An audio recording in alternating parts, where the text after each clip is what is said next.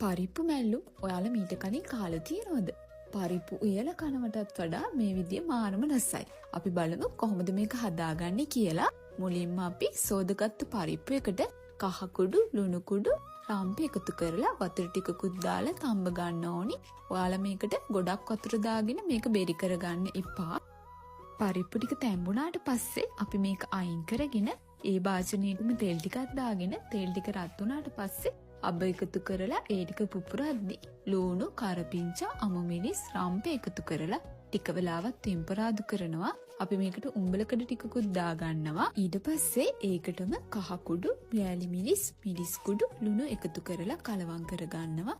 දැන් අපි අපේ ගාගත්ත පොල් ටික එකතු කරලා කලවම් කරගෙන ටික වෙලාවක් මලව ගන්නවා. ඔන්න දැන් අපි අපේ තඹගත්ත පරිප්පු ටික එකතු කරලා කලවම් කරගන්නවා. මම මේක ගන්නේ ටිකක් තෙතට වගේ. මොකද මේක මේ විදිහට තිබ්බම මාරම රසයි.